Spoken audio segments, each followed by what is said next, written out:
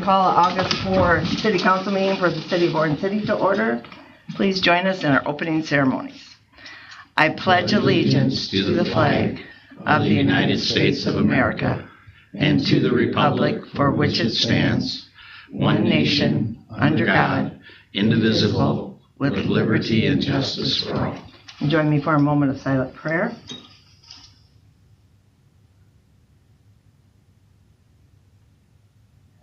Amen. Okay, agenda item number 3 is approval of tonight's agenda. I don't believe there's any additions or changes, so is there a motion for approval? All those in favor signify by saying aye. Aye. Opposed? Motion carries. Agenda item number 4 is the time we provide for citizens of Orange City to come and speak if they have questions or comments for the council, and it's intended for residents in the city limits, and it's supposed to be 3 minutes. I'm not sure if anybody's here that wants it. Ruth, you want to? Okay, sure. And like I said, we allow 3 minutes, okay? Okay, I think I can make it in 3 minutes. Well, yeah. I am Ruth Rogger, Secretary and Documentation Person for the Heritage Cemetery Committee. I am sorry our committee is again standing at this podium requesting the large maples along 7th Street in the cemetery to be taken down after 2 significant windstorms damaged headstones that had been restored in 2024.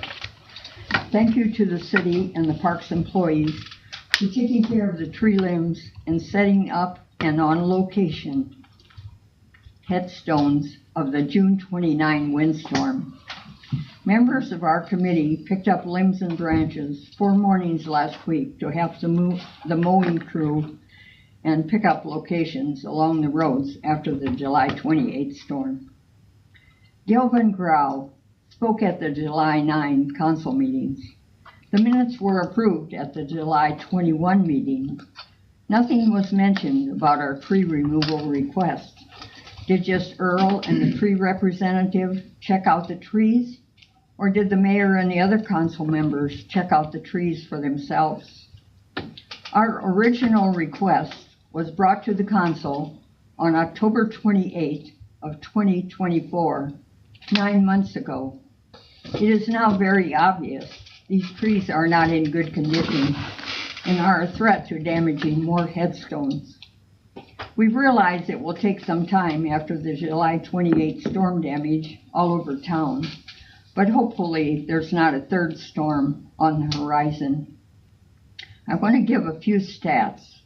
Since July 13 of 2024, our committee and volunteers have restored 822 headstones in now multi-sections of the cemetery. We are so grateful for our 6 to 11 volunteers that have shown up each Saturday morning since April 12 in 2025.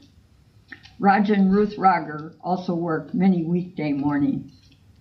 In 2025, these volunteers have accumulated 679 volunteer hours at the cemetery.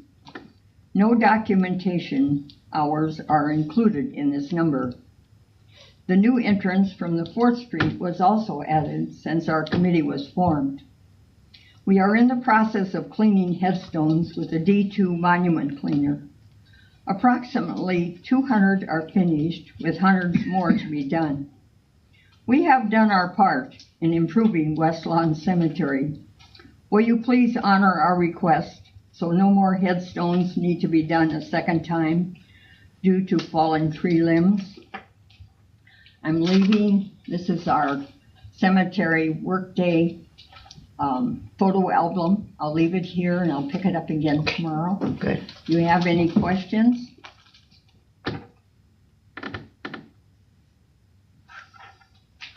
Appreciate it all. Thank you. Appreciate your work. You bet. Thank you, Ruth. Anybody else here for any other comments? Okay. Then we'll go ahead and we'll go ahead with agenda item number 5, which is Exhibit 1 in your packet, and it's approval of the minutes from July 21, 2025. And if you had a chance to review those, even with Rod's comment that it was only 4:45. Please note the time. It was the agenda. That's right, that's right. I'll entertain a motion for approval. Support. All those in favor signify by saying aye. Aye. Opposed? Motion carries. Now is the time that we're supposed to have a Zoom. Was that timed at all too, or is he just waiting for us? This is with Brent Henson with Henson Consulting. He's going to join the city council via Zoom to review the city administrator profile and present the survey results. And then we will have you couldn't be here in person today, but is able to meet us over technology. So I'm going to scoot. That's Brent Henson, by the way, if anybody. Oh, he says I do not have any audio. Yeah. I tested earlier. I got on my side.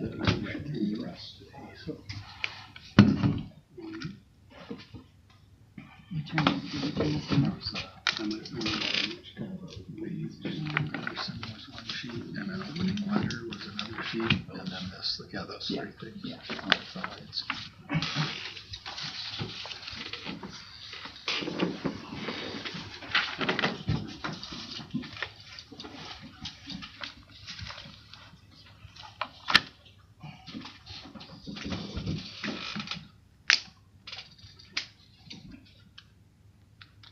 He has a message up there, says he doesn't have audio.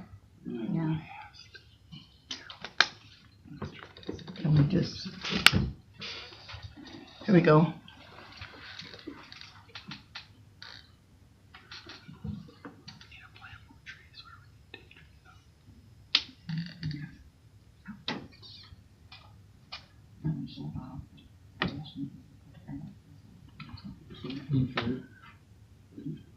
Oops.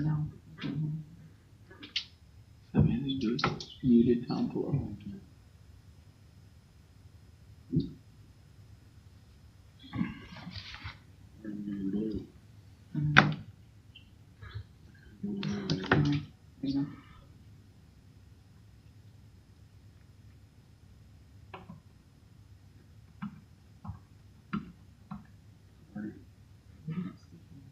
No, no.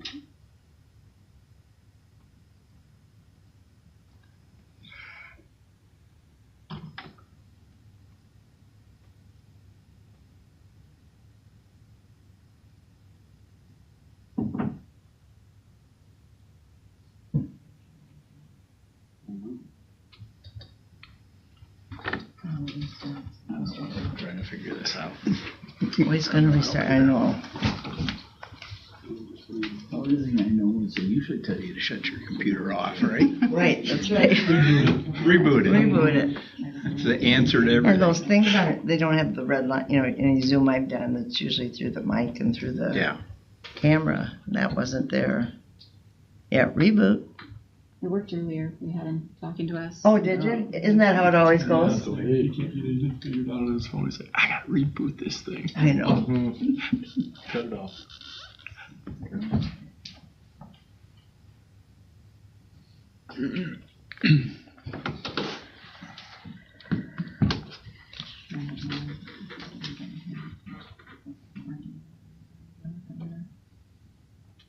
Usually it's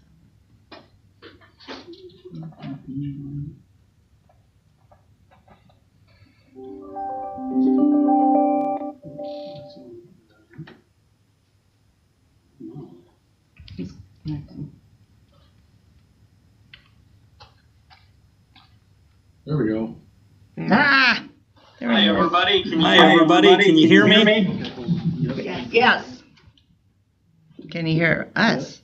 Okay, we even did a dry run with this and everything was working great, so I guess we cursed ourselves a little bit with technology. You can only get it right so many times, so. Well, thanks for having me, everybody. Look forward to this discussion. We've got several items on the docket here for tonight.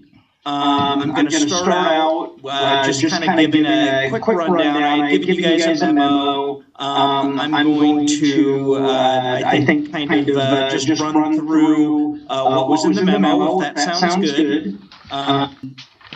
So basically, we're going to just start out with, obviously we, started this process. We did one-on-one meetings with a whole bunch of you. I think that was always a good experience. I think we got a lot out of those meetings. We then use that information to kind of put together kind of our marketing approach and the position profile specifically from that information. As far as timetable for the process, I do have a change proposed from what we had provided in our proposal. That's just because we realized that October 4th is Northwestern's homecoming. So we wanted to steer clear of that. Thought that would be a doable thing to just move to the following weekend. So anybody see any issues if we reschedule the interviews for that following weekend? Go ahead, Brett. My wife and I are planning a trip to Colorado that weekend, so I don't know if that. Okay. And No, go ahead. I just kind of assured him that I want his family to come first. We know how those vacation plannings work. Yeah. And we can take a look at other dates. I mean, the key would be I'd want to be able to talk through it now. There would be a possibility, like one thing Mark and I, my other consultant, talked about is if we wanted to try to, shoot for the Thursday, Friday instead when we were looking at it, which would be normally we do this Friday, Saturday, because Friday ends up usually lining up better for a public reception to get turnout. We've done them with a Thursday, and that's worked fine. Let me just take a look. I mean, if that would be something that could be workable to you guys, certainly we want to try to get as full of turnout from, the elected officials especially, but as good a turnout overall as we can get. So if we know we've got conflicts, I think I could make the second and the third work if that's workable for the city. I don't know, what do you guys think on that? when are you leaving, Brett? Well, that's the week before, isn't it? Second and third would be the. Oh, that would have been, okay. Yeah, so we wouldn't conflict with Northwestern's homecoming. Essentially, we'd be doing it on the same schedule we had talked about before in the proposal. We just wouldn't conflict with homecoming in the same way, because we'd be done by, early afternoon on Friday. The biggest downside is obviously anybody that, on the part-time elected official side, that now instead of a Saturday for your interviews, you're taking a Friday off. Yeah. And then believe it or not, the homecoming is usually a week longer. They have like scholarship. No, and I believe that. I was just trying to dodge the main stuff. So right, okay. Right. I better look at my schedule for that weekend. So the 2nd or 3rd, or the 9th or 10th? Oh. Yeah, but are you leaving, when you leave That Friday. that 10th? No. Yeah. No, it's fine. Can we kind of look it over and then maybe, or I'm not sure where to go from there, Brent? To do, I would need to know, pretty soon so that we can include that information in the final position profile and in the marketing. So, that's definitely something we want to get firmed up this week. So we can do that. I think we're open to kind of what works for the city there, but we kind of feel like we need to hit around that timeline. We just didn't want to set things up for difficulties with, okay, well, we're going to schedule for, the Saturday morning, and I think the game is like on the, early Saturday afternoon or something. What would be the earliest? I mean, like we talked originally. What would be the earliest that it would work? Like, you're thinking October, not like the end of September. Is that correct?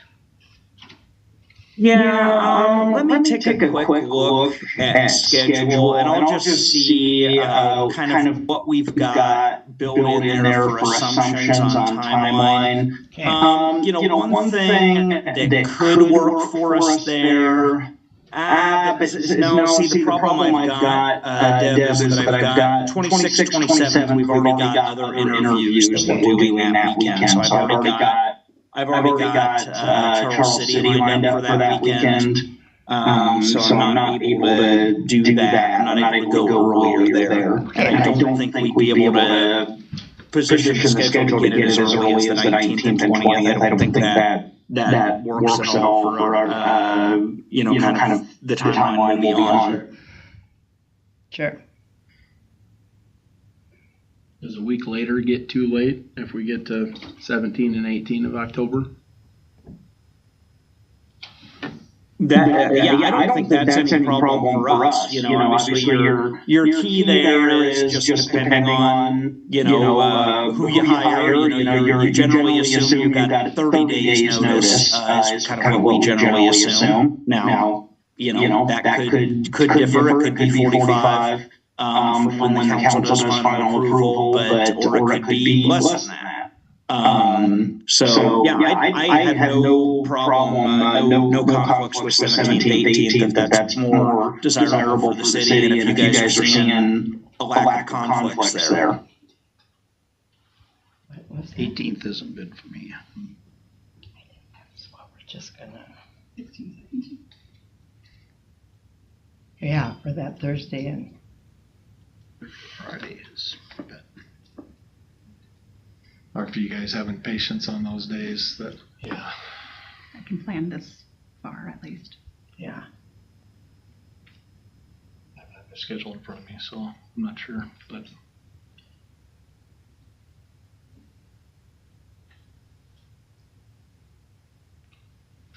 should we all look at our schedules or I think we're gonna have to.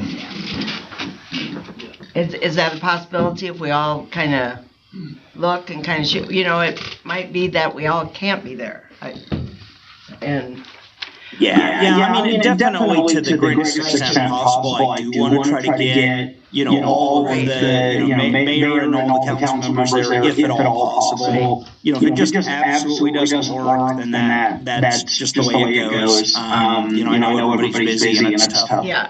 We try to put schedules together to try to make this work, but to the extent possible, I'd definitely like to try to get everybody. And we'd let you know this week, and I'd like to double check with Daryl Beltman too, because he's not here tonight. So, just to But if you can just let me know, let's say, what do you think, Wednesday? You might be able to get back to me. Yeah, that should be good. Okay. All right. Well, let's just do it that way. We can kind of just, if everybody just kind of wants to tentatively mark that 17th, 18th as a possibility, and then let's get confirmation of that, and we'll get moving forward. And is that just the mayor and council?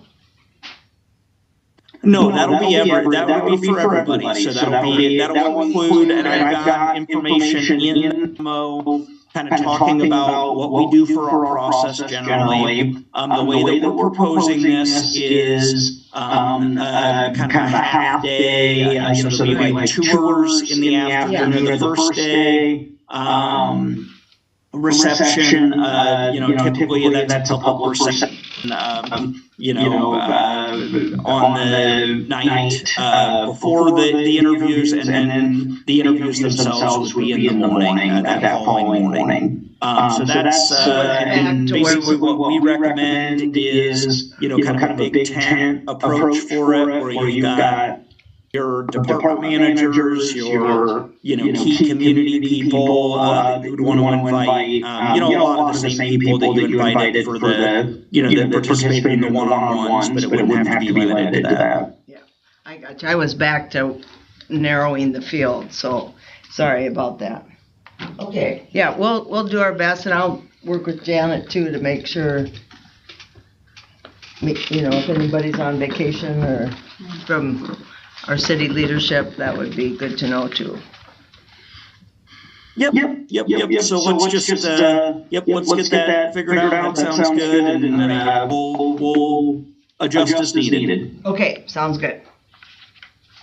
Okay, well, sounds good. So that's kind of so we'll obviously get the dates narrowed down. As far as the approach, some of you guys were on council last time that we did this process.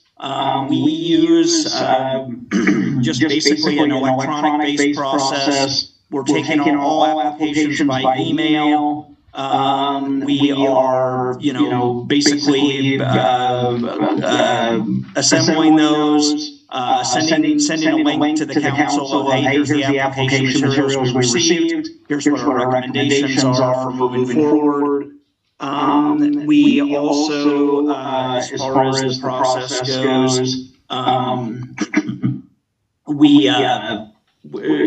do electronic advertising. Basically, if you want to do some local advertising, you can feel free to do that. We'll provide you all the position profile and kind of the other information. Typically, we utilize internet sources for our advertising, and we've had a lot of success with that. But certainly open to your suggestions there if you have anything else other than what's listed in our memo.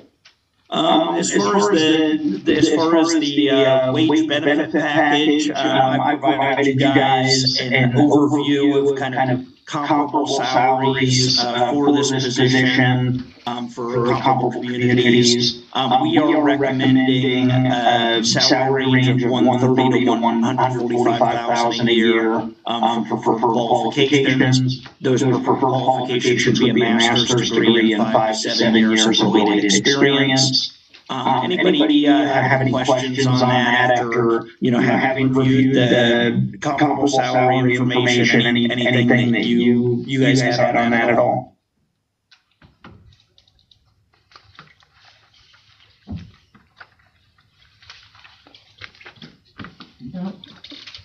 Okay. I'm going to take that as a no. No. Yeah. So we'll just keep moving through. So as far as the benefits, all of those things associated, you guys have been used to having a city administrator position. A lot of the go much beyond, essentially kind of your things that are a little different for a city administrator than might be for some of your other positions. Typically, we're talking about something, with an exempt position, it's not eligible for comp time, anything like that. And typically you're trying to hire somebody with experience. We want to bring them in with vacation time in the bank, so they're not starting, well, guys, after a year you can have 1 week of vacation. That just generally doesn't work that well in this setup. So that is one thing that would probably be included in that negotiation. Kind of your other things that are a little different for city administrator position than a lot of your other positions. Typically, there's severance pay included in the agreement when the person's hired, if they're let go without cause. So, certainly if there was misconduct or anything like that, they would not receive severance pay. But that is a very typical and kind of standard aspect for city administrators, just given the fact that, the political winds can shift, and sometimes the city administrator can be caught up in that. So that's important, I think, to have that in the discussion. Typically there is some allowance made for car, car usage, whether that's mileage reimbursement, use of a city vehicle, or just a flat dollar car allowance. So that would be typical in the negotiations. And then kind of the other thing that we always include in our agreements is some provision for performance evaluations. So kind of when those will occur, how those will occur, and we're happy to help however we can to advise you there. But we do recommend regular performance evaluation for your administrator and a good thoughtful process. So what we're trying to do as we set you up, in this process, we have a multi-phase process. Something a little bit different. We continue to evolve our process. Like some of you guys, like I said, were involved in this back when we did this in 2019. Our process continued to change kind of as we've adjusted to conditions and kind of things we've learned as we've gone along. One thing we did not do last time that now is kind of our process is doing a Zoom round of interviews via Zoom for semifinalists. So we've ended up finding out that really provides good, helpful information. Of course, it's not as good as an in-person interview for information, but we think it's great as a screening interview. Kind of the other thing that the Zoom interview round has allowed us to do is it's really gotten rid of the duds that sometimes you get. When you get somebody that looks really good on paper, and then you bring it in for an interview and you're like, oh man, that was disappointing. They just really were not up to it. We would never hire them. You get to deal with that through the Zoom, and essentially since we've started using that Zoom round of interviews, we've basically not had anybody that I would describe as a dud when we got to that final round of interviews. So we think it really helps the competitiveness of the process, that you're not bumping out somebody who might have interviewed really well, but maybe wasn't quite as strong on paper as somebody that you invited and were disappointed with. So that's that process. And I apologize. I've got a cold and it's really biting me right now here, so I'm a little gravelly. So just give me a minute. I was telling Rod, they may think we're all duds. The applicants. Yeah. No, you guys are the opposite of duds. You guys are all awesome. So there's things like that we've added with our process. Kind of other things to know about this process is we are going to try to set you up that by the time we get to the finalist interviews, you will have all the information that you need when you begin your consideration to be able to make an offer. If you're ready to do so. We'll do the reference checks in advance. We do credit history, criminal history. We actually do civil litigation background. We do educational verification. We're basically just making sure that you can do advanced, Google searches of the candidates to make sure there's nothing out there. We're really trying to provide a good vetting of these candidates up front, so that when you get to the point of making an offer, you can do that with confidence that you've got a person of good character that is who they represent themselves as. So that's kind of how we lay this out. I guess that's kind of this idea that, in terms of the calendar, that may adjust a little bit here as we potentially change the interview, the finalist interviews, but everything else, all the steps in the process will occur in the order they're shown here. We'd be looking at advertising right now at the current time through September 9th, so we're giving ourselves a little over a month of advertising. We think that's an ample amount of time to be able to really get the word out. We will make lots of contacts with potential candidates in the region, in the state, etc. That we know and are in our network, and certainly we'll use the information we gain from the one-on-ones. You know, as you guys know, one of the questions we ask is there anybody who you are aware of that might be good for this position? We'll make sure we reach out to all those people too. So any questions anybody has on kind of the basics here? If not, we can kind of move on to as far as the position profile, if there's any changes or questions anybody had.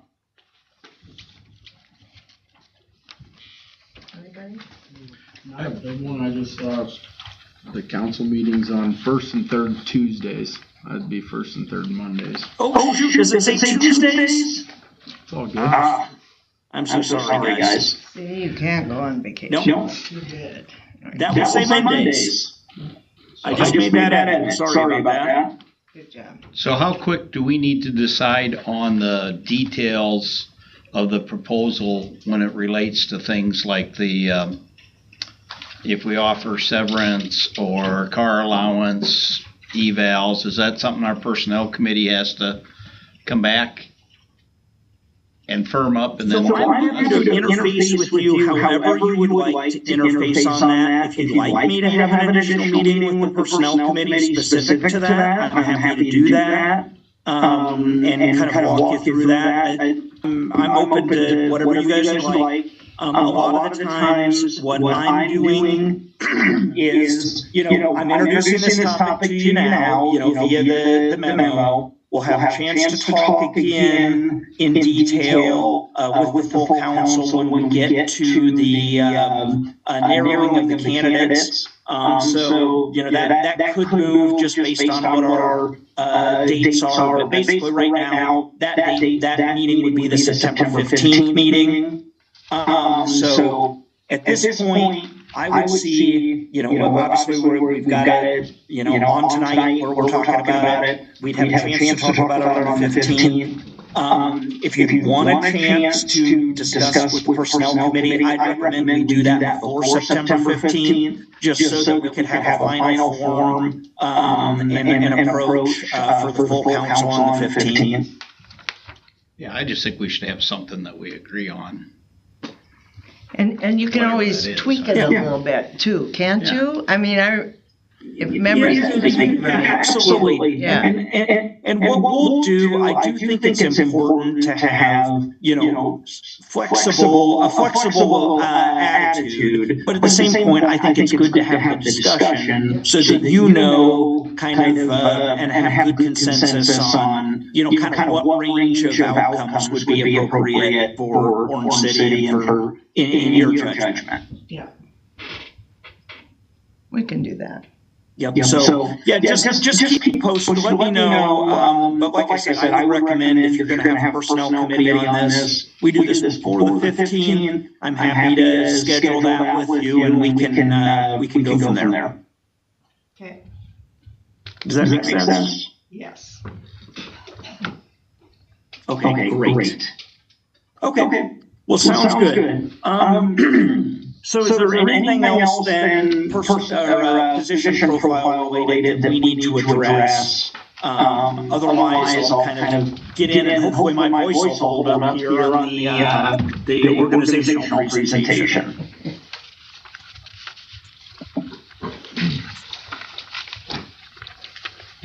If we see things like Brett pointed out, should we send those to you in an email or?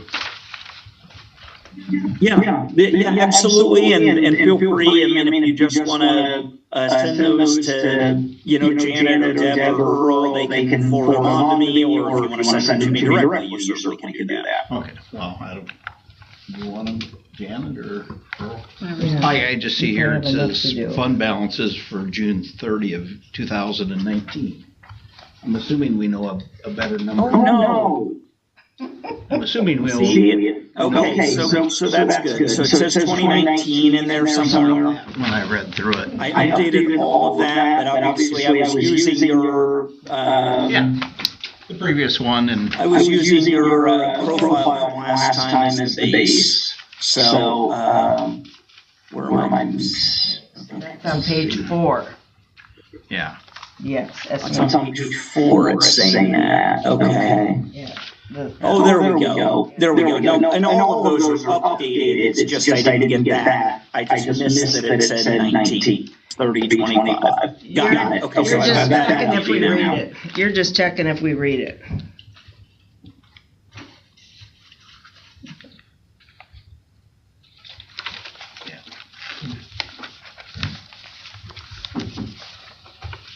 Okay, good.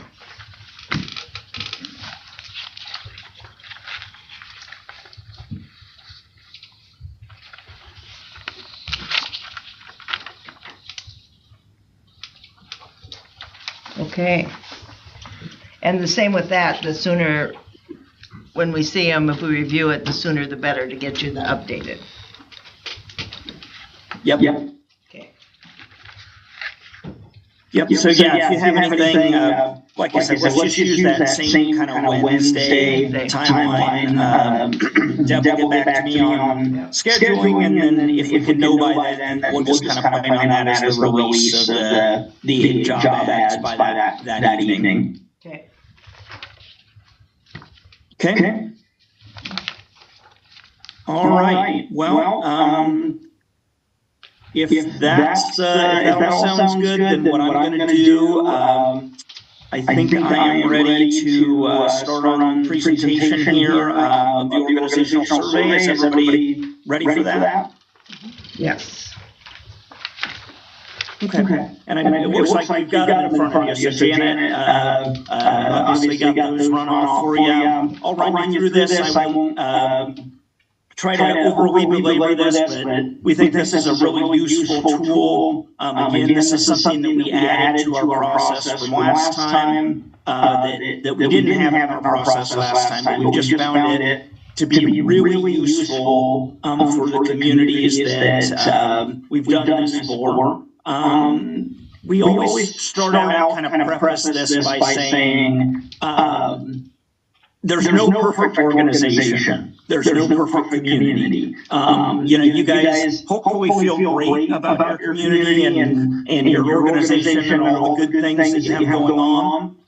But we think it's really important that we kind of assess, and this is a way of doing that, of like, how are we doing? Not just in terms of do we feel good about ourselves, but how does everybody feel how we're doing? What areas do we have to work on? The best organizations are not the organizations with zero problems. There's no such thing.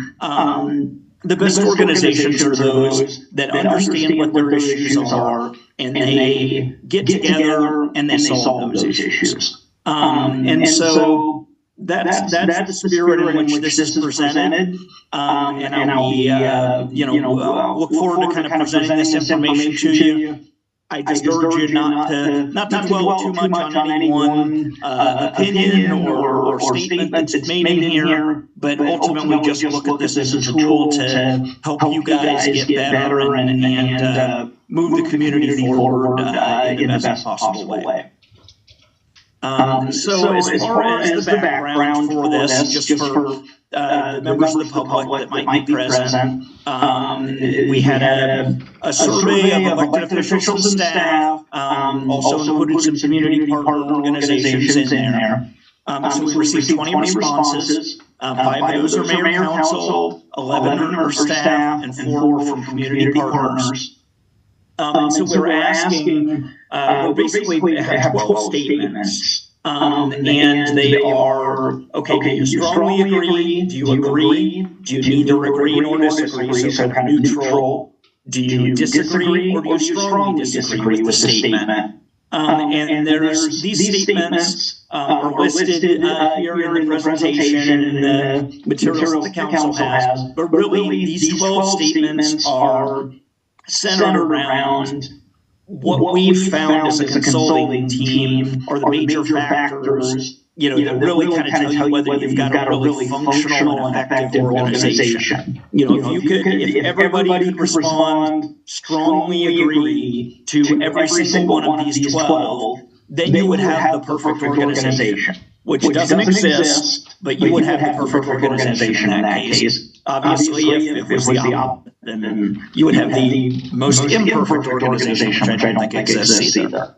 So ultimately, we looked at that, this is a measure of kind of organizational functionality, effectiveness, and we're presenting it as such. So basically, we've taken the strongly agree responses, that's a 5 by the scoring that we did. A strongly disagree is a 1 by the scoring that we did. And we're presenting aggregate scores here by category. So essentially, we're presenting you a mayor council score, we're presenting you a staff score, we're presenting you a community partner score for each of these. And then we're presenting you, of course, there were 20 responses. We didn't include 20 of the comments for each item because it would be way too much to look at. We've basically selected 4 comments for each of these that we think are representative of what people were saying in the responses that kind of gets you the gist of what those responses were. Really, the only editing we did here of what people told us is we did a little bit of grammar correction. Here and there weren't that many needed, so you guys have good grammar in Orange City, so congratulations on that, and your school should be proud. But there was a little bit of grammar, spelling that we did a little bit of correction on. And then if there was something that seemed to relate to a specific kind of individual, we just kind of rounded that off a little bit, so it wasn't, we weren't pointing fingers, because that's not the, really, this is not about, what one person or even 2 people or 3 people are doing right or wrong. This is all about what are we as an organization doing to, be the most effective organization we can. And of course, there's one thing we always say with city government is, there's no one person in charge in city government. Probably the closest we come to that is if the members of the council are all voting, and they the council as a whole is the closest thing they come to a boss in our system of government. Beyond that, there's varying degrees of responsibility and direction given by varying people in the organization. So it's really kind of all of our job to make sure that we've got an effective and functional organization. So just kind of with that lead in, the first item that we, first kind of statement that we made that we had people assess was, I have a clear idea of what success means for the city of Orange City. And people agreed with this. All 3 groups agreed with this. So that's good. That's good. There's a sense of mission and vision. And then ultimately, that seems to be something that's been talked about a lot over the years. And I guess I didn't see anything in this one that surprised me. I think there was good convergence of opinion on this and an agreement that, we know what success means. The next one is our critical organizational priorities.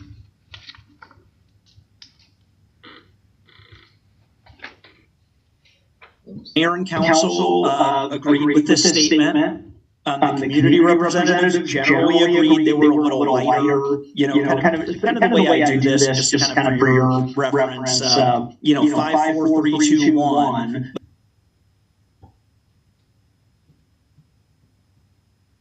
If it's a 0.49 or lower, I'm rounding that down for kind of what category I put it in. So in this case, community was 3.5. That's kind of the weakest agree that you can have. They're an agree. But staff was less sure on this one. And so, there were a number of statements made here that, again, you'll have to assess, some of them, just like anything, they can be one person's opinion. But at the same point, I do think there were some things here to look at and think about. Like I said, these are 4 statements, but we tried to make them representative. Tried to represent the spectrum as well as we could of the answers that we got. And so it does seem like there is some, while I think, and we'll see that later, that there's good communication coming from the staff to the council. It seems like there is some sense from the, kind of maybe, down to your department level that they're not receiving as much communication. And so the communication is always in the eye of the beholder. But it's just something that it looks like could use some work here. Just to continue to communicate and really try to refocus on making sure that everybody's on board and moving forward together. Elected officials are respectful of each other even when they may disagree. And of course, this is really important. Hopefully you guys all realize that. You as elected officials set the tone for the organization. If the council meetings are business-like, but ultimately, robust dialogue, that's good for everybody from what I've seen. If it's a little bit more of a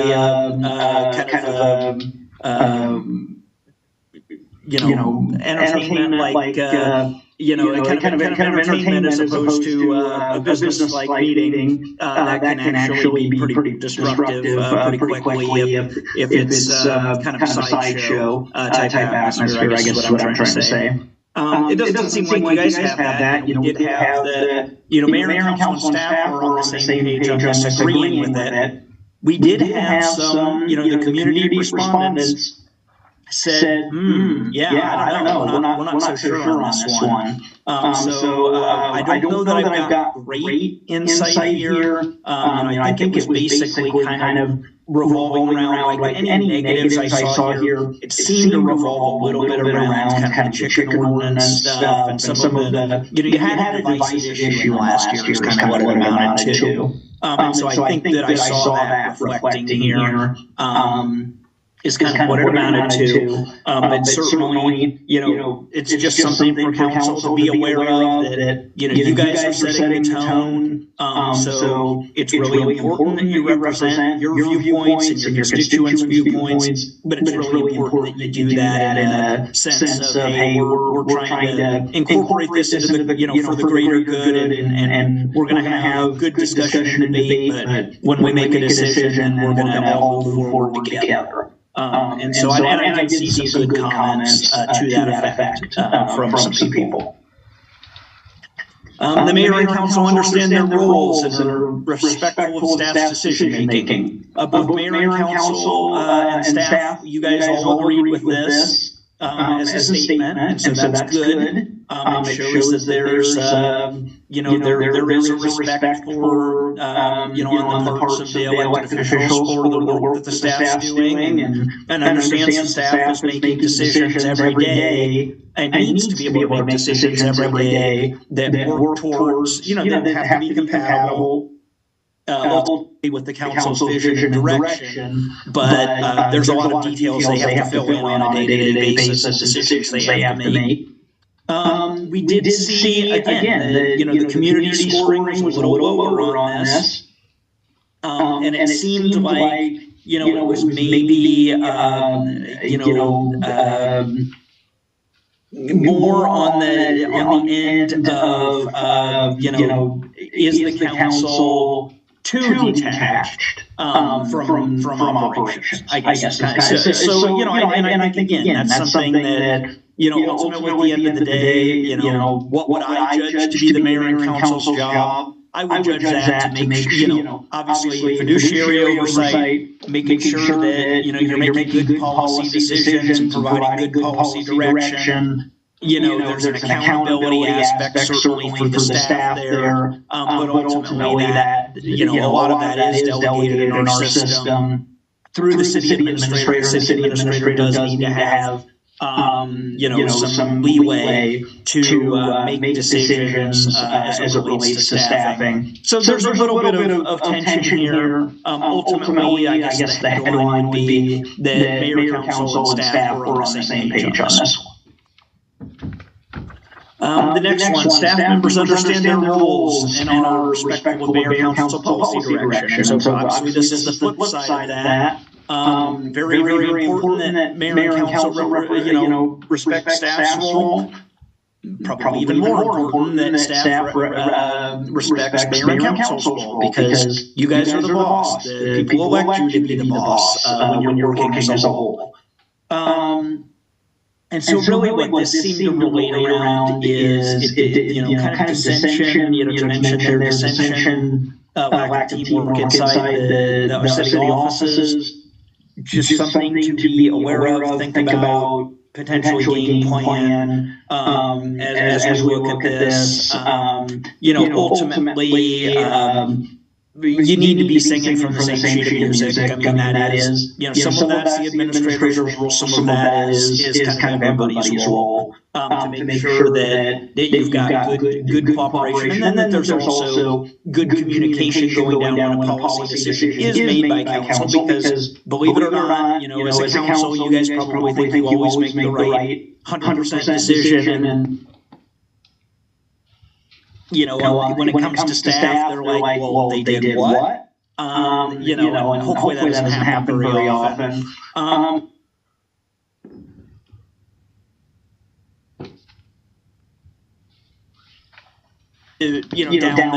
the chain to make sure people understand what the policy guidance is and kind of how we're going to implement it going forward. So that is one where there was a little bit more of a disconnect here. The Mayor and Council, you guys felt, hey, staff is respectful of our policy direction. It was just definitely a weaker agreement into that, either agree or disagree for both staff and community on that item. Chain of command is on operational issues clear and respected by all parties. So the good news is that all three groups agreed on this, but you all agreed basically there's room for improvement here. And so everybody said, all three groups said either agree or disagree. And so that is something, and there's probably multiple reasons for that. There's multiple facets of this. But again, this is just kind of, it's always going to be a moving target, but just making sure that, a lot of this revolves around communication. A lot of this revolves around, building of mutual trust. And so just something that needs to be looked at. And I do have, I will have a little bit of summary here at the end and analysis, but I won't belabor this, but basically this was an area where you guys kind of all agreed, this could stand to be improved. City is appropriately responsive to public input. This is another one where, guys, the good news is you were all in agreement. The bad news is that, you kind of said, we can stand to improve here. And really, again, this is one that I saw very heavily in the comments being colored by, you had a controversial issue, there was a tough one to deal with, and that was coloring people's perception. So I do think that, if you went a year down the road, say nothing else changes, a year down the road, potentially this looks better just because that's faded a little bit from people's memories. Maybe you've just kind of gotten back to your regular business and this doesn't appear as strongly.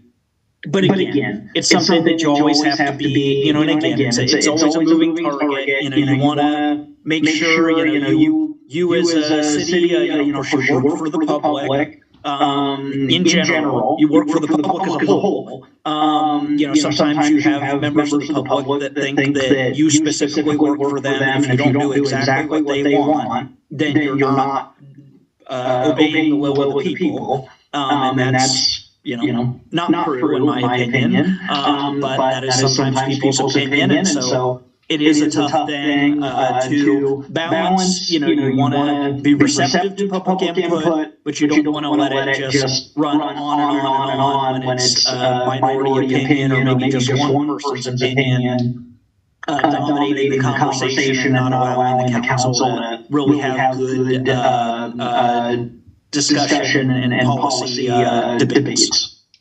So that's that. It's okay to admit a mistake or error in our organization. Good news on this, everyone agreed with this. I think that's really important in an organization that you have that ability to say, hey, you know what? We tried hard on this one. We didn't get it right. Now here's what we're going to do to try to fix that. That is it is a very unhealthy thing in an organization if it's kind of a gotcha culture or, if I admit that I made this mistake, I'm just going to get pilloried by people, by the council, even worse by the council, because, I made this honest mistake. That really what that does is that ends up just driving those mistakes underground, and people don't want to admit to them, and they mushroom into lots bigger things later on because people are afraid to stick their necks out and say, sorry, I messed up. So this is a good result here. When our organization encounters challenges, we overcome them. This was another one where mayor, council, and staff all agreed. Yep, we agree with the statement, but the community score was lower on this one. And so that is, again, something, the perception of your community partners was significantly lower than what your perception was. And so, there's some comments here, obviously, around that. You guys can kind of assess that as well, but that, ultimately, the headline result here was that the mayor, council, and staff agreed on this. Management provided good communication to staff, mayor, and council. Mayor and council said, yep, we agree with that. Staff was lower on this one.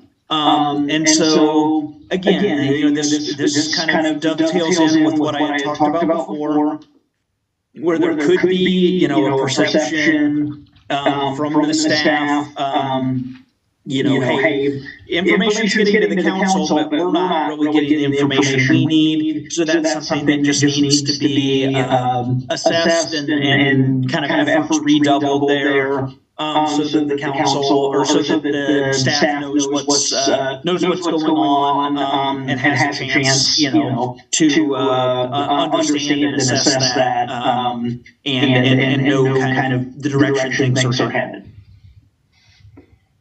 Our organization supports staff taking the initiative to address important issues. Again, this is one. Community was lower on this one. But ultimately, you want to have an organization where, hey, staff member, don't be afraid to step up and bring your idea forward. That helps everybody. I think there was a really good comment. And that first comment there is, just kind of bring new ideas forward. There's not. There's no one person that has a monopoly on all the good ideas, and certainly those good ideas aren't always limited to management. You can get great ideas from frontline people, and you want to make sure they've got the opportunity to bring those forward and have those examined and be able to make that, do that day-to-day decision making that's so important. As long as it's done, obviously within all, legal, moral, ethical, type guidelines, the policy direction of the council. That there's freedom to be able to make decisions on a day-to-day basis. I'm confident about the future of the organization and community. Mayor and council were confident about this. Staff was not as confident, and here community was confident. They agreed with this. And so, there is, definitely there were some statements made here and some things to look at and think about here, that there were, again, this could be just a few people that are unhappy with how things are going, but there does seem to be, we try to present these, again, representatively, and that there was some frustration with some things going on within the organization, and I think that's what kind of pushed down, the staff scoring on this. So that's that. So just kind of your summary of the overview of everything I presented you. You had 6 of these 12 where it was a positive area of elected official and staff agreement, where you said, yep, we agree with this statement. So 6 of the 12. This is not too bad, really. And then you had 2 areas where you guys were in agreement, but you basically were in agreement, this could stand to be improved. And so those are what I call neutral areas of elected official and staff agreement. And then you had 4 where there was a difference of opinion on this between elected officials and staff. And in all of these cases, it was elected officials saying, we agree with this statement, and staff saying, we neither agree nor disagree. So it's a lower response, a more positive response from the elected officials, a more negative response from the staff. And so these are things to keep in mind here, with these 4 items. Then there's also kind of, there were 4 times where, the community representatives differed when elected officials and staff agreed. And in all of these, essentially it was elected officials and staff said, we agree with this statement, everybody agrees with this, but the community people said, we don't quite agree with that, we neither agree nor disagree. So that was those 4 items. So just kind of as far as how we unpack this and use this moving forward, the good news is that there's a decent consensus on 8 of the 12 items. There are 2 of those that there's room for improvements. I did not get really good feedback as far as chain of command, kind of what the concerns were there. I didn't have quick responses other than we don't think it's always followed. Any input or any insight on that anybody want to offer?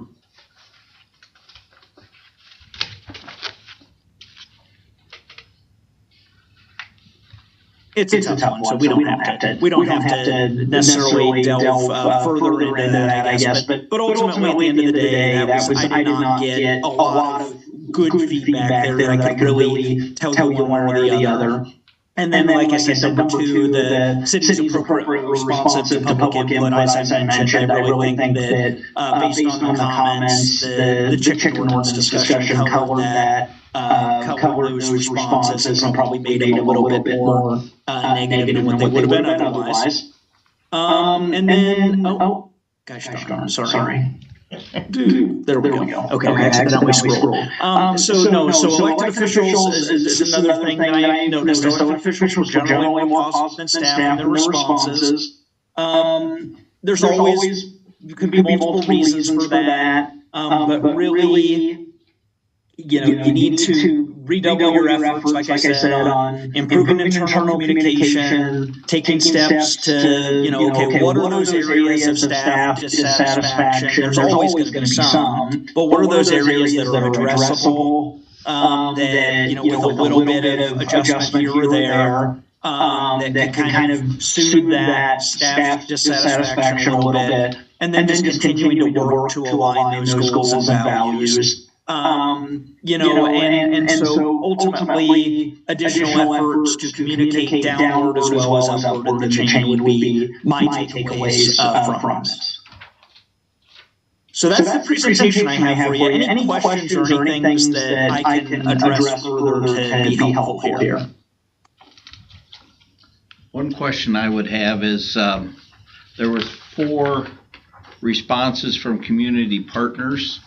Is that a good sample? Is that a low sample? What can you share there? I mean, I think that, you know, obviously they get selected because they're people that work a lot with the city. And so they would have some insight. You know, I would weight their input slightly lower than your staff and your elected officials just because they're not necessarily in the middle of it in the same way you guys are. They're a little bit, provide you a little bit of an outside perspective, although they're, you know, very involved with the city, so they should be very knowledgeable.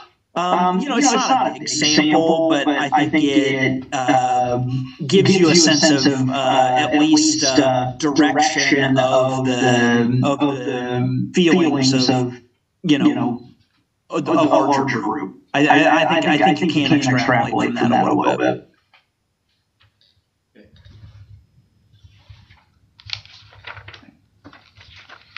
Anybody else? Other questions or comments?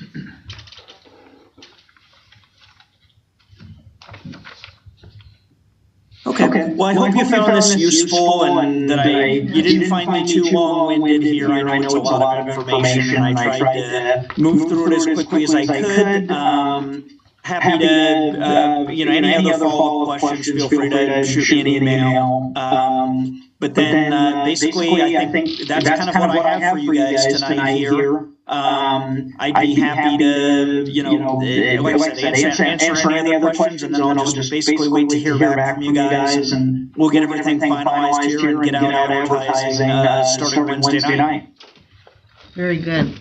Yeah, I'll either shoot you a text or maybe give you a call or something on Wednesday. Fantastic. Anybody have anything else? All right, well, sounds good. Thank you. Thank you so much. Appreciate it. Yep. Thanks. Have a wonderful night, everybody. Yeah, you too. Bye-bye. Bye-bye.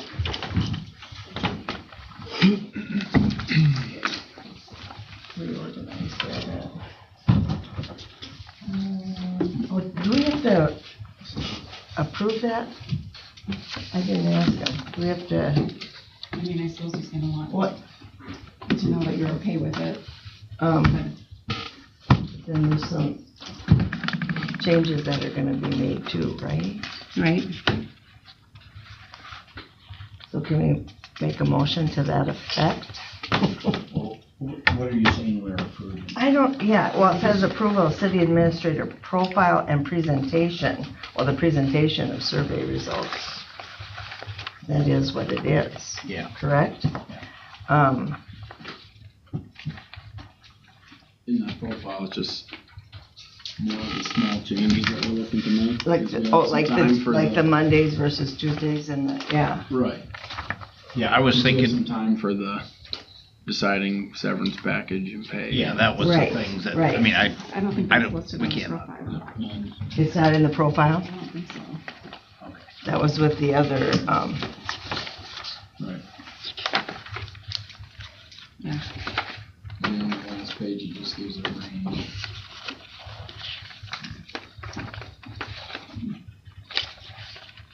right? You know, Yeah. I didn't know if I guess. we need to discuss more what we want to offer in our package, but that range is fine.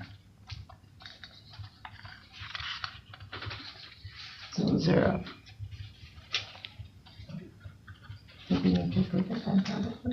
If somebody wants to make that motion, Move it with some modifications, yeah. Is it just like a typo type thing? Yeah, You're talking yeah. about? Yeah. I mean, I'm sure they just want to get it out there, advertised. Right, you know, right, so that we don't shoot it all down. Mhm. That's what I'm thinking, because he wants to do it by Wednesday, so. And if there's huge things that we need to address that we don't want out there, then we'll have to be sure and tell him that. Right. Tell me and I'll call him. I'll make a motion that we approve it with the small changes to some. Support. Any other questions or comments? All those in favor signify by saying aye. Aye. Opposed? Motion carries. Agenda item number 7 is financial report, which is exhibit 2 in your packet, and that is Kent. Thank you, sir. Yes. So yeah, exhibit 2, June 30, just 2 comments. June is a big month of payment for bond payments. So we had, you can see there under, I'm just gonna kind of quick summarize. Under the tax increment financing, the Hawkeye TIF, the dispersed $27,625, that's in regards to the bond issue that we did for the Hawkeye building. There's about 6 years left, but that's our annual principal and interest there. Obviously, under debt service, the big number that's being dispersed is a lot of our GO bonds. And then also in June, we also, you heard me say over multiple meetings about the bond issue for the street project by Delaware and the 18th Street. So those funds came in. So if you look under the Delaware and 2nd Street, the 306, the received, and then under the 18th Street, the received number, that is in regards to the bond issue money coming in to offset those 2 projects. Then the last quick comment under, we also have some of our utilities bonds due on June 1. So we made a $618,000 payment on water. And so that's of that 681, 618,993 is bond, and then under sewer of the 576 dispersed, 523 and change was for bonds. And so, yeah, of that 618, 390 was principal for the water, 405 was principal for the sewer. So more than you probably wanted to know, but it's some big numbers going in and out here, so I just wanted to clarify. Any other questions? Otherwise, I don't have anything else for you. Questions for Ken?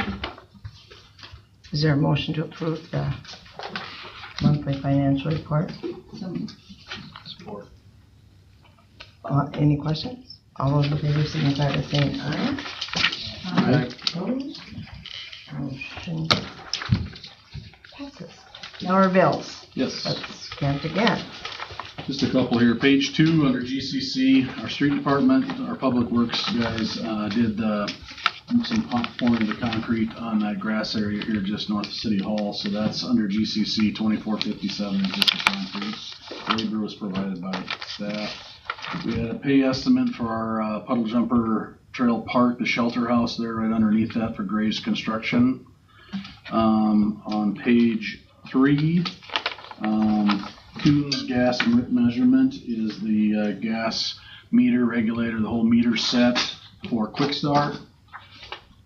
And page 4 at the top, Notaboom Electric, we had some HVAC issues at the industrial substation and at the event center, so they had a couple service calls. We're replacing the compressor at the event center. It's about $11,000. That'll be coming up next month. And then on page 5, at the very top, you can see that we got another police car, second one that we budgeted for from Stivers. And then we also paid the Dutch front to the floral market for $53,127. Then the last one is Vanderpool towards the bottom. That is for the trail on St. Paul. That is pay estimate number 1. That is all I have. Do you guys have any questions that you had when you that I missed or didn't talk about? The payment for all the beat for rental for 2.5 acres, is that for the Vermont Trail? Yes, it is. That is correct. That's right. Yep. All right. Any other questions? Thank you, Kent. Is that just an annual thing? What? Is that just an annual thing that was agreed upon with the, like to put the trail in? Is that what that was? Annual? Yes. Okay. Yep. Okay. I think we have what? Do we have a 99-year lease on that for agreement or? Yeah. I can't hear anymore, sorry. I'm with you. What did you say? Do we have like a 99-year lease on that land or something or agreement? It was pretty It's a substantial. long term, yeah. Yeah. So you'll have to handle that as you get older. We're leasing some of that for that trail. So Sure. I can look into it. It's based on the average rental rates for farmland, and it's a full formula. Yeah. Okay. Is there a motion to approve the bills? Support. All those in favor signify by saying aye. Aye. Opposed? Motion carries. Agenda item number 9, Out West Development. So Kurt's not here. Oh yeah, Kurt's not here, so you're gonna talk? Yeah. Okay. Good. So with the Out West development, we had some preliminary plat, but more recently, the agreement to actually have a dedicated alley go through that space. So we have to go through the process of vacating that part of the original plat, and then so that would be first step for what's shown in Exhibit 4. So we need to have approval to vacate. And that's just a motion, correct? Yeah. And that's to attach the private drive or the private street to the alleyway. Yes, that would be an outcome of that. It's not. It would actually would be an alley. It would become a city alley. So. We can take a motion on that first part, is that okay? Yeah. Yeah. So moved. Any other questions? All those in favor signify by saying aye. Opposed? Motion carries. And then council needs to post a public hearing on September 2 to finalize that action. Yeah, well, the With the hearing, new I plat. think so, yeah. So you're just setting a public Public hearing hearing. for September 2. 2025. So we need a motion to that. Motion to approve the September 2 public hearing. Support. And it is a resolution, so we will do a roll call, and I'll start with you, Brett. Yes. Lydia? Yes. Darren? Yes. Rob? Yes. Excellent. Agenda item 10, Vision Builders Development Agreement, which is Exhibit 5 in your packet. Yeah, so the ongoing process working with Vision Builders on the property just north of 14th Street. I left you the most current map. Mark Nyoff is here with us as well if there's any specific questions regarding the design features or any of the other items that I'll be going through. But you get a little bit of idea, just directly north of 14th Street is where the 8plexes would go. They need to do 2 of those units as part of their first phase for the workforce housing credits. And then the area just above that, there's 23 now locations for they refer to them as the core homes. So those 23 would fit in there. The inside road, interior road would be a private road. The main road is a city street, that's Salem Place. And you can also see that they, Mark addressed the watershed detention areas in that plan as well. So just using that as a reference, just going through, so the agreement was that the city would put in the Salem Avenue Street, and there's an adjacent sidewalk that would be shared 50-50. Is how we're proposing to do that. A little over 1,100 running feet of street, and that cost is estimated to be about $1.1 million. Then on the interior road, the city is going to participate to provide the water, gas, sanitary, and storm sewer. That cost of the city is going to be about $150,000. And then working together with Vision on the stormwater detention, we're sharing that cost would be another about $50,000. So the city's investment in that area is going to be somewhere around 1.3 total, 1.3 million total for that investment. On the second page, we had used a formula of the different spaces based on what some of the other things that we've been doing in the community. So you can see there that where the 8plexes would go, there's a value there of $240,000. Where the core homes go, using the $10,000 a door that we had agreed to previously, came up with another 230,000. And then the area where the custom lots would be, there'd be 10 custom lots there, and we use $2 a square foot, which is consistent with what we've done in other housing developments. So they're kind of the market pricing for that. So the total combined price was $818,480. And what we had discussed with them before to assist them in that process was for them to pay that over a 10-year period. Brad was going to be here today, but they had a family issue that he's not able to be here. So his suggestion is that Brad suggests the city provides Vision with a deed to the property, and in turn, Vision creates a promissory note, basically a 0% mortgage, to the city for the payment schedule noted above. And then when Vision sells a home or a lot, the city would need to do a mortgage release, so that specific parcel would have clear title. So kind of takes care of the legal issues there. If Vision sells all these properties prior to 10 years, there'd be a provision in that purchase agreement that they'd have to pay off the remaining balance. So if they're able to sell it all, they'd pay that all off. Visiting with Kent today, as we were going through the financing of the project, we were looking at a use of a mix of road use tax funds. The sale of the old elementary property was $300,000, and then we had the $500,000 zero interest loan from the REC. When Vision pays us each year, we're able to pay off that zero interest loan with the REC. And then over time, once these houses are developed in this area, they would create TIF dollars. Tax dollars would come back through the Puddle Jumper Housing TIF and gradually pay off the investment over time. So I feel like we're working closer to those final things. There'd be steps that would still have to be taken, where they have to have the zoning approved and the plats, the final plat approved, and then also city would have to go through the process of vacating public property, similar to what we did with the old elementary property. So continue to move those steps forward. Appreciate Mark's efforts on getting the plan together. Vision would be seeking the bids on the street, and we would be reimbursing them for that cost. And Mark, I don't know if you have things to share. Yep. No, you did a very nice job.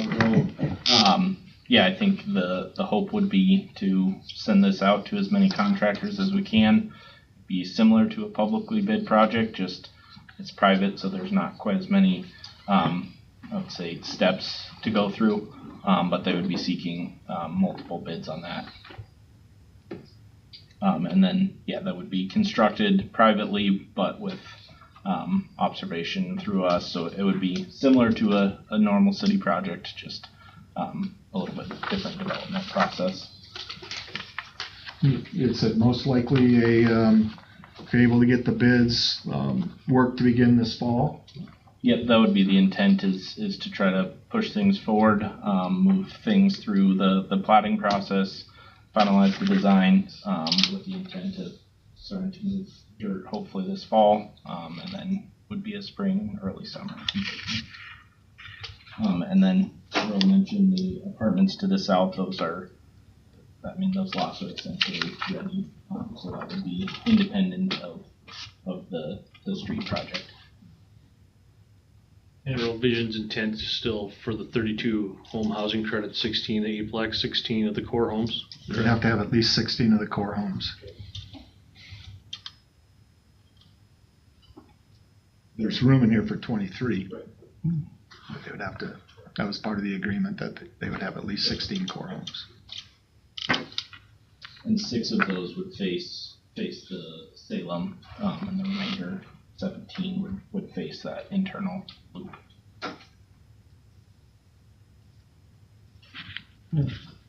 So if council's in agreement with the development agreement, then we can move forward with Brad finalizing the final purchase agreement and take those steps. So get support for the development agreement, we can move forward.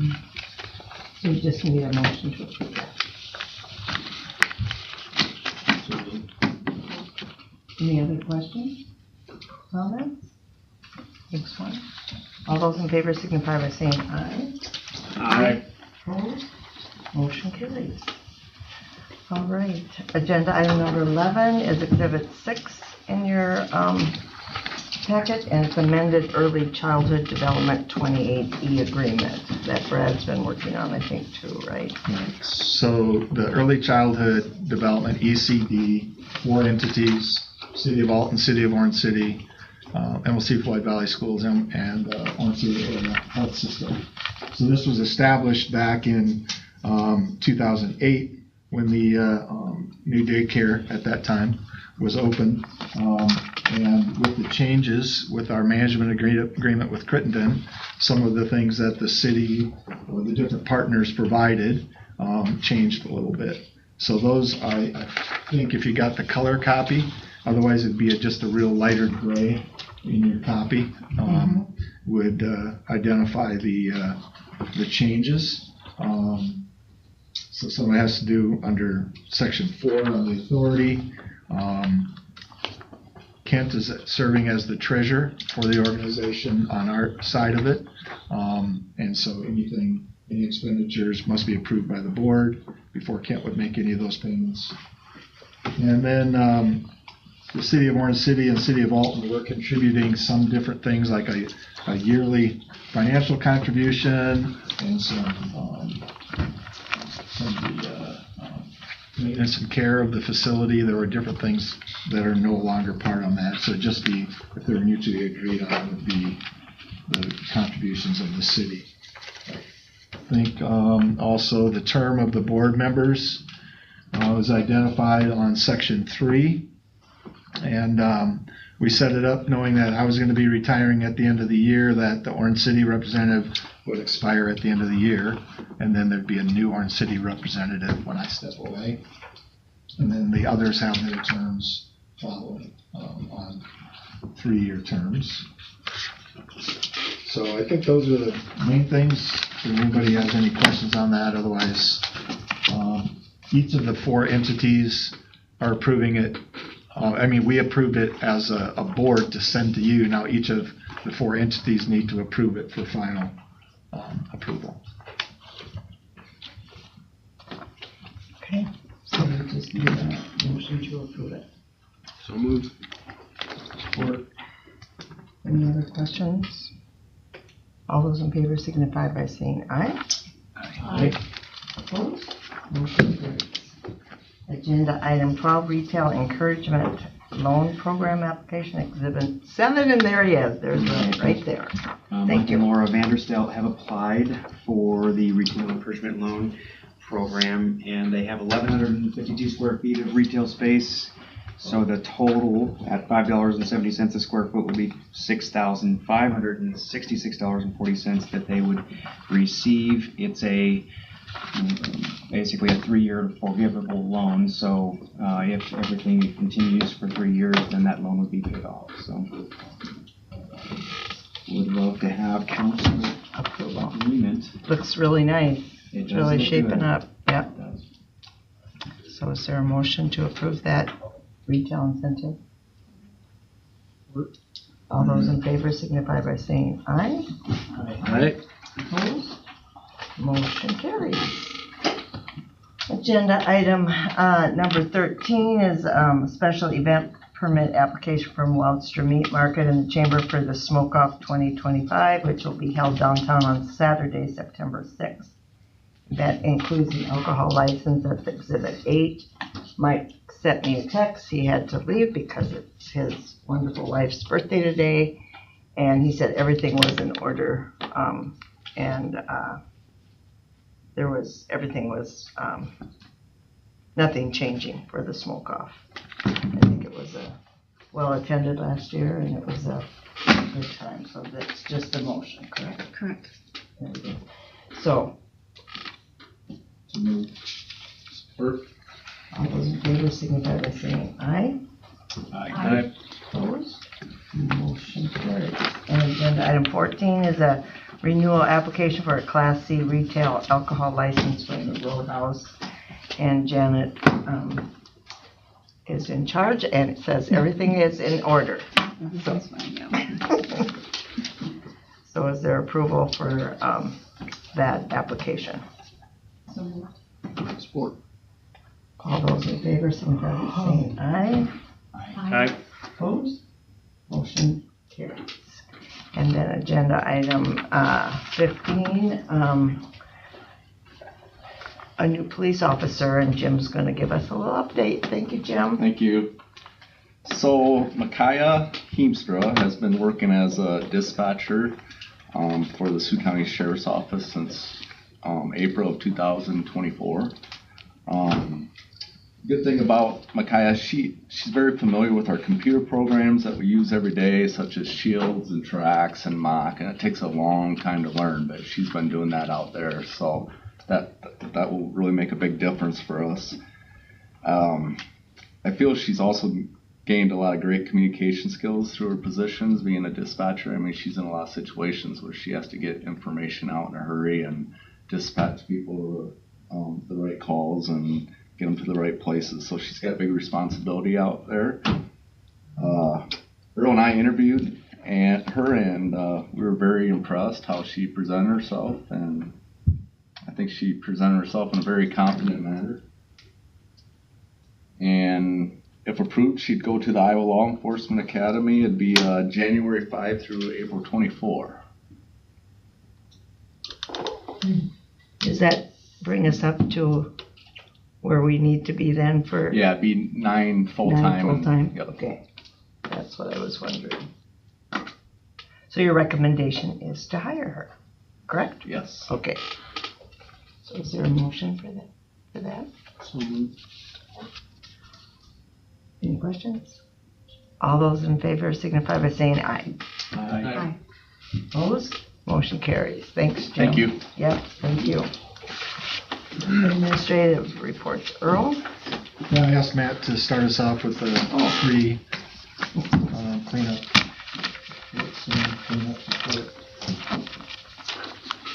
Yeah, thank you. Yeah, what you been doing lately, Matt?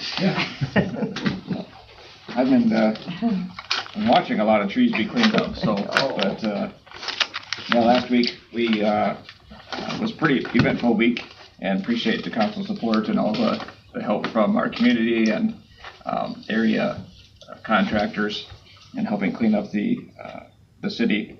Also, city staff has done a great job cleaning up. They've been working pretty hard at that, all departments. So last Thursday, we began picking up debris along the street that residents had set on the curb.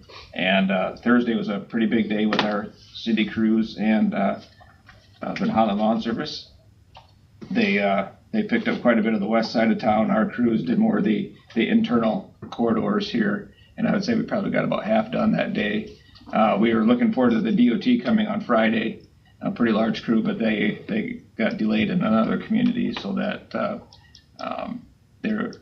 they saw our progress on Thursday and had questioned whether we needed their support yet, and we said definitely, and so they did start that today.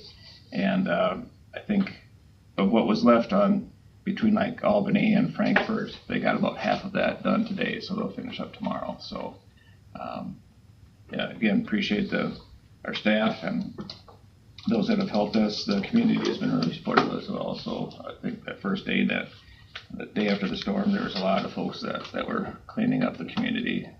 So several of you there too. So but if anybody has any questions, but that's just the status where we're at. We're dumping our trees on the airport runway and informing contractors about that as well. Those that bring repeated loads and large loads out there too. So free up some of the traffic at the tree pile. So good. Questions for Matt?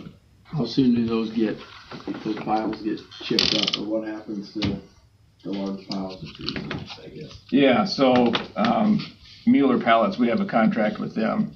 Basically, they come and chip those and take the chips away. They use them in an ethanol plant, so it's basically cost free. They've come several times this year already to chip. Not sure what it's going to be like now. We've been in communication with them, but they have several area communities as well. So hopefully we can at least get our our normal dump site cleaned up. Kinderspielen, that, I know Rod, I talked to you about that, you were out there. That location filled up. We did not push that up because we'll have to move all of that. Didn't want to chip in a neighborhood like that. So we'll have to move that to one of the other piles. But I think those can sit there. They might have to sit there a little bit. We'll see. But hopefully it won't be too long. We'll need our normal site for grass and leaves and everything coming up too. So, yeah. And if I could just add a couple things. First of all, I appreciate Matt and all the other people in those departments leading that, but we also reached out to both Top Notch and Schwaybox, who have the right kind of equipment to help us with places along the trail, and some other places we have really high hangers. They're hard for us to get at, so we may be using them, and then also for one of them to tackle the cemetery challenge that Ruth mentioned today. So I think we'll just go ahead and have one of those crews go in and take those larger silvers out. I think there's one a younger silver, and a couple of pine trees that probably should remain, but the others are all pretty well beat up. So we'll get those cleared out as soon as we can. Hopefully that's later this week.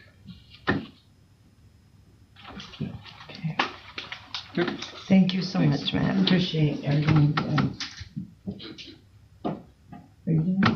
Well, I got a few more things. Okay, that's good. First of all, Jim didn't mention Sean Randolph got started today, a new police officer. So glad to have him on staff. We received notice from Josh Kramer that he's going to be moving out of the area, so it's going to leave a position open in the water wastewater department. And obviously, due to the unfortunate passing of Ed DeYoung, we will be also advertising for a gas foreman. And previously, we had talked about our transition plan in electric. So I think we're going to advertise all three of those positions and see what kind of audience is out there as far as potential employees. It might look a little different depending on who the people are and what their gifts are. If we need to make some changes in Public Works, Matt and I started talking about that a little bit. Most important thing is to try to hire the right people.